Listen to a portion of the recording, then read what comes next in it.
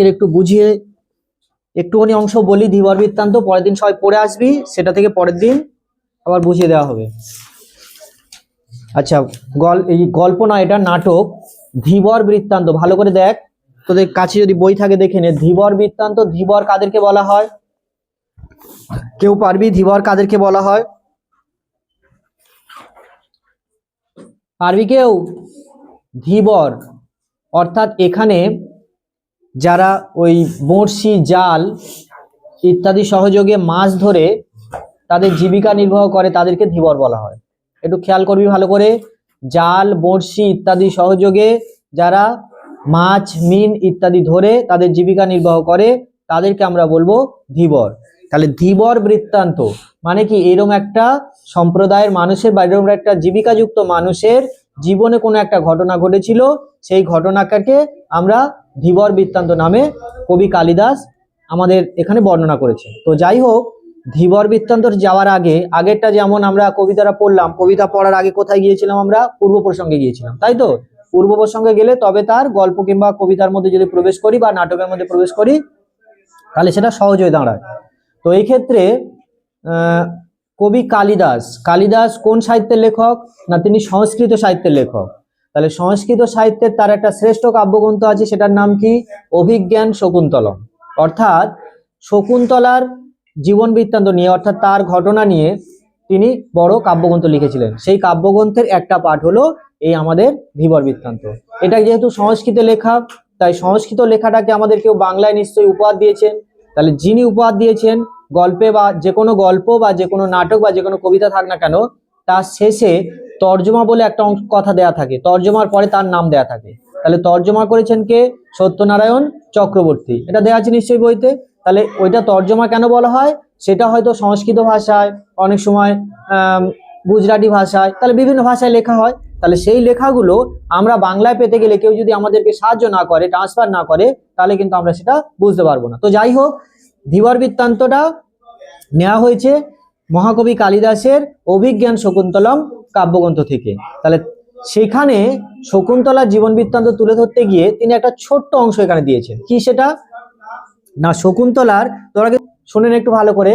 শকুন্তলা এক পালক পিতার কাছে থাকতেন, অর্থাৎ তার জন্ম বৃত্তান্তটা আমাদের জানার দরকার নেই, আমাদের পাঠে যেটুকুনি আছে সেটুকুনি করি।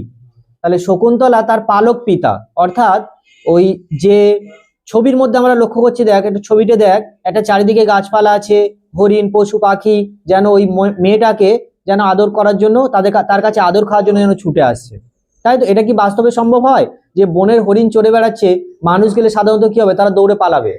কিন্তু এখানে ব্যতিক্রম। কেন? না, এখানে তপবনের কথা বলা হয়েছে। তপবন সেটা কিন্তু শান্তির বন। তা সেখানে ওই পশু পাখি কেউ কখনো শিকার করে না, প্রত্যেকে যেন বন্ধু তুল্য বলে তারা মনে করে। তাই একে অপরকে বেশ সুন্দরভাবে মানে হিংসাত্মক মনোভাব না নিয়ে তারা একে অপরের সঙ্গী সাথী হয়ে যেন বেঁচে থাকে। তাই ছবিতে বুঝতেই পারা যাচ্ছে সে গাছপালা থেকে শুরু করে পশু পাখি সবাই যেন ওই মেয়েটার কাছে আসার জন্য উদগ্রীব হয়ে আছে বা ব্যস্ত হয়ে আছে। কেন? না, নিশ্চয়ই বোঝা যাচ্ছে মেয়েটি অত্যন্ত সুন্দরী এবং তার সাথে সাথে কি সে সবাইকে আপন করে, অর্থাৎ প্রচন্ড ভালোবাসে সবাইকে। তাহলে যে মনে কর যে মানুষটা আমাকে প্রতিনিয়ত ভালোবাসে বা আমাকে বিভিন্নভাবে সাহায্য করে, আমি স্বাভাবিকভাবে তার কাছে প্রতিনিয়ত যেতে থাকবো এবং তার কাছ থেকে কিছু আরো পাওয়া যায় কিনা, শুধুমাত্র খাবার দাবার নয়, তার কাছ থেকে জ্ঞান বা অন্যান্য কিছু শিখতে পারি কিনা, তার জন্য কিন্তু আমি তার কাছে সবসময় আগিয়ে যাব। তাই দেখবি বাড়িতে যদি বাবা মার মধ্যে যে কোনো একজন খিটখিট করে, তাহলে স্বাভাবিকভাবে ছেলেমেয়েরা একজনের প্রতি একটু বেশি আকৃষ্ট হয়ে পড়ে। যদি বাবা খিটখিট করে তাহলে মার দিকে যাবে, মা যদি সেরকম হয়ে থাকে তাহলে বাবার দিকে যাবে। কিন্তু ব্যতিক্রম হয় বেশি ক্ষেত্রে কি, ছেলেরা সাধারণত মার দিকে যায় আর মেয়েরা সাধারণত বাবার দিকে যায়, এটা হয়। তাহলে নিশ্চয়ই বাড়িতে ঠাকুমা, দাদু, দিদা, হ্যান ত্যান কেউ আছে নিশ্চয়ই, যে কোনো একটা দিকে কাকা, কাকিমা, যে কোনো একটা দিকে যাবে। তাহলে কেউ না কেউ একজন তার প্রিয় পাত্র হবে অবশ্যই করে।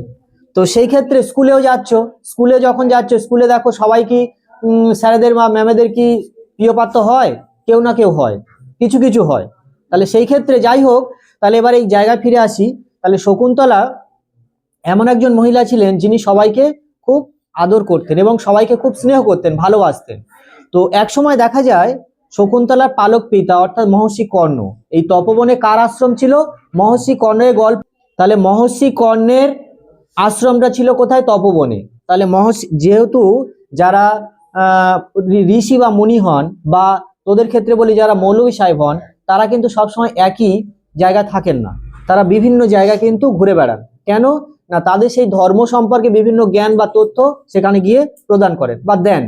তো সেই ক্ষেত্রে এখানেও এই মহর্ষি কর্ণ তিনি তার তপবন ছেড়ে অন্য একটা তীর্থে গিয়েছিলেন, যেখানে গিয়ে তিনি তার সেইখানকার মানুষদেরকে কিছু বোঝাবেন বা কিছু বক্তব্য রাখবেন। তাহলে সেই হেতু তাহলে দায়িত্ব কার উপর দিয়ে গেল না? তপবনের দায়িত্ব দিয়ে গেল এই যে মেয়েটি ওখানে দেখা যাচ্ছে শকুন্তলার কাছে। তাহলে শকুন্তলা এবার দায়িত্ব সুন্দরভাবে পরিবেশন করছে।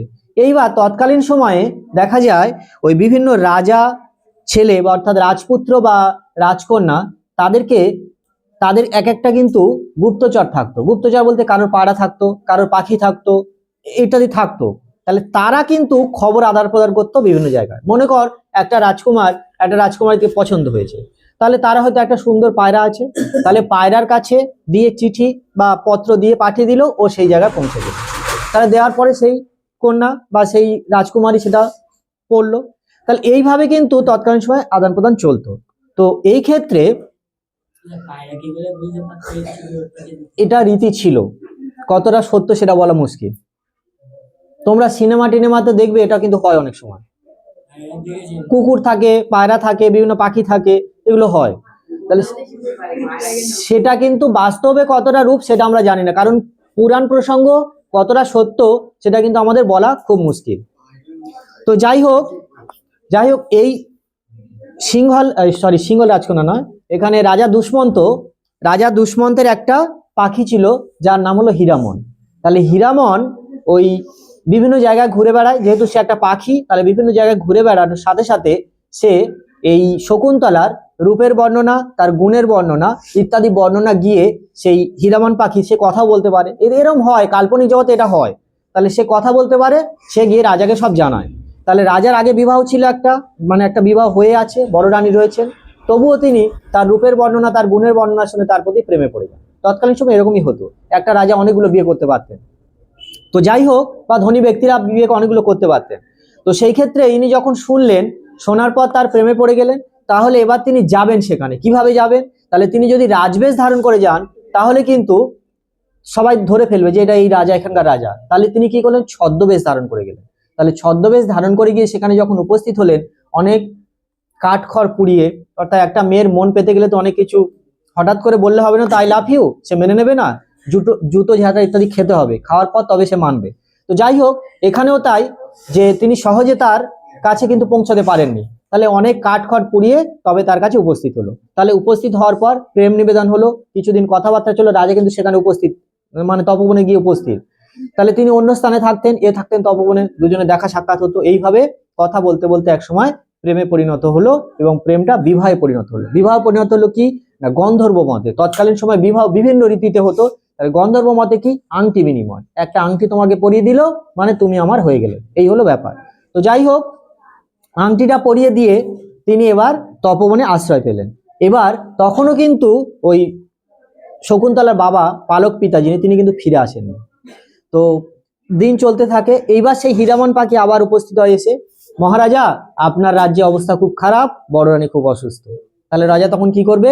সঙ্গে সঙ্গে সেখান থেকে পদার্পণ করলো তার রাজ্যে যাওয়ার জন্য। তাহলে সেখানে যাওয়ার জন্য, উপস্থিত হওয়ার জন্য তিনি শকুন্তলাকে আশ্বাস দিয়ে গেলেন, আমি সময় মতো এসে তোমাকে নিয়ে যাব। তাহলে স্বামী যার সঙ্গে সদ্য বিবাহ হলো, সে তাকে ছেড়ে তার রাজত্বে চলে গেল, অথচ রানীকে নিয়ে গেল না, ছোট রানী যে, তাকে নিয়ে গেল না। তাহলে সেই পরিস্থিতিতে স্বাভাবিকভাবে শকুন্তলার চিন্তা হবে, এদিকে বাবাও নেই, বাবার অনুপস্থিতি সে বিয়ে করেছে, অথচ বাবা জানেন না, তাহলে বাবা এলে কি বলবে, আর অপরদিকে রাজা আমাকে নিয়ে যাবে। তো তাহলে এই একটা চিন্তার মধ্যে সে মগ্ন ছিল। সেই সময় সেই আশ্রমের মধ্যে অন্য একটা ঋষি এসে উপস্থিত হয়েছে, ঋষি দুর্বাসা। এ খুব ভয়ঙ্কর মুনি, এ খুব জানোয়ার মুনি। কেন না? এ যা বলবে সেটা অক্ষরে অক্ষরে ফলে যাবে, মানে অভিশাপ দেয় এর একটা পেশা। তাহলে অভিশাপ যা দেবে অক্ষরে অক্ষরে ফলে যাবে। তাহলে সঙ্গে সঙ্গে সে টের পায়নি বলে শকুন্তলা তখন সে জানালো কি, যে আমি এই আশ্রমে এসছি, তুই আমাকে মানে আদর আপ্যায়ন যত্ন কিছু করলি না। কারণ কি? সে বুঝতে পারেনি, সে তো চিন্তায় ছিল। তাই বলল তুই যার চিন্তায় মগ্ন আছিস সে তোকে সময় মতো ভুলে যাবে। তাহলে ও চিন্তা করছিল কার? তার স্বামীর। আর এ অভিশাপ দিল কি? সেই অভিশাপটা, মানে অন্তর্যামী। এ একটা এমন মানুষ যে বুঝতেই পারলো ও চিন্তা করছে কোনো একটা বিষয় নিয়ে, ওই চিন্তার মধ্যে যেন সফলতা না পায়। তাহলে তখন এই শকুন্তলার দুটো সখী ছিল, ভালো করে শুনে রাখবি, একটা সখীর নাম কিন্তু দেওয়া আছে এখানে। শকুন্তলার দুই সখী ছিল, একটা কি ছিল অনুসূয়া আর একটা ছিল প্রিয়ংবদা। তাহলে অনুসূয়া আর প্রিয়ংবদা দুজনে তখন বুঝলো এই ঋষিমুনি বর দিয়েছেন মানে বা অভিশাপ দিয়েছেন মানে অক্ষর অক্ষরে ফলে যাবে। তাহলে তখন তারা জানেন আচ্ছা বাবা এর থেকে কি বাঁচার কোনো উপায় নেই? তাহলে নিশ্চয়ই তুমি অভিশাপ যখন দিয়েছো, যখন রোগ হয় তাহলে রোগে সারার জন্য বিভিন্ন ওষুধও থাকে, একটা না হলে অপরটা ডাক্তার প্রয়োগ করে দিয়ে সেটা সারিয়ে তোলে। তাহলে তুমি এটা অভিশাপ দিলেন, তোমার অভিশাপ অক্ষর অক্ষরে ফলে যায়, কিন্তু এর থেকে বাঁচার কি কোনো উপায় নেই? তাহলে তখন জানালো যদি কোনো নিদর্শন দেখাতে পারিস তাহলে ও আবার তোকে মেনে নেবে।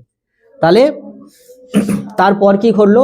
বাবা ফিরে এলো শচীতীর্থে, মানে সেখান থেকে এসে ফিরে এলো কর্ণমুনির আশ্রমে। ফিরে এসে সব বৃত্তান্ত শুনলেন, শুনে এবার তিনি ঠিক করলেন কি আমার কন্যাকে স্বামীগৃহে পাঠাবো। তাহলে পাঠাতে গেলে সাধারণত কি করতে হয়? একটা রীতিনীতি মেনে পাঠাবেন। তাই তিনি কি করলেন, তুই সকালে গিয়ে শচীতীর্থ একটা পূর্ণ করা পুকুর আছে, সেই পুকুরে তুই স্নান করে দেবতার পূজা অর্চনা দিয়ে তারপর আমি তোকে পাঠাবো। আর ওই যখন স্নান করতে গেল ওইখানে ইন্দা ভোগাম্মা হয়ে গেল, মানে আংটিটা খুলে পড়ে গেল। এই আংটিটা খুলে পড়ে গেল কেন না? সেই অভিশাপে জুড়ে গেল ওখানে। আংটিটা স্নান করতে গিয়ে খুলে পড়ে গেল। আর মূল গল্পে আমরা যেটা কালিদাসের মূল কাব্যগ্রন্থের মধ্যে পাবো, ওখানে ছিল কি একটা বোয়াল মাছ সেটা গিলে ফেলেছিল। আমার কথাটা শোন আগে। তাহলে মূল গল্পে ছিল সেটা একটা বোয়াল মাছ গিলে খেয়েছে। কিন্তু আমাদের এখানে আমরা পাবো কি, যেহেতু সে একটা পুকুরে গিয়েছে, তাহলে সেই পুকুরের মধ্যে কি ছিল? রুই কাতলা ইত্যাদি থাকে। তাহলে একটা রুই মাছ সেই আংটিটা গিলে খেয়েছে। তাহলে গিলে খাওয়ার পর স্বাভাবিকভাবে শকুন্তলা সেই আংটিটা আর পেলো না খুঁজে। তাহলে মাছ যেহেতু খেয়ে নিয়েছে আর অত বড় পুষ্করিণীতে কোথায় খুঁজে পাবে? তাহলে সেহেতু সে সেই অবস্থায় বাবা তাকে রাজার কাছে পাঠিয়েছিল, কিন্তু রাজা কোনো মতে তাকে চিনতে পারেনি। কেন? পূর্ব সেই অভিজ্ঞতা, যে অভিশাপটা দিয়েছিল যদি তুই কোনো নিদর্শন দেখাতে পারিস তবে কিন্তু রাজা তোকে মেনে নেবে, নাহলে কিন্তু নেবে না। আর নিদর্শন মানে কোনটা? রাজার নাম খোদাই করা মণিমুক্তা খচিত সেই আংটিটা, কিন্তু সেই আংটিটা সে হারিয়ে ফেলেছে।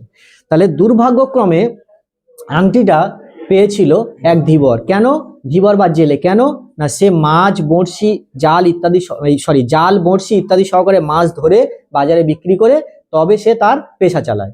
তাহলে এইভাবে সে যখন বাজারে গিয়ে মাছটা কেটে বিক্রি করতে যাবে তখন তার মধ্যে একটা পেটের মধ্যে আংটিটা পেয়েছিল। তাহলে আংটিটা যখন পেয়েছে স্বাভাবিকভাবে তার, কিন্তু রাজ্য পরিচালনার নগর পরিকল্পনার দায়িত্ব দিয়েছিল ওই রাজার শ্যালক আর দুই রক্ষী সূচক আর জানুক। তারা কিন্তু কোনো মতে বিশ্বাস করলো না, না তুই এটা চুরি করেছিস। এইটুকুনি আজকের অংশ। পরের দিন গল্পটা সবাই পড়ে আসবে, কারণ আমি প্রথম পৃষ্ঠাতে যেটুকুনি আছে ওইটুকুনি বললাম, তার পরবর্তী ধাপটা পরের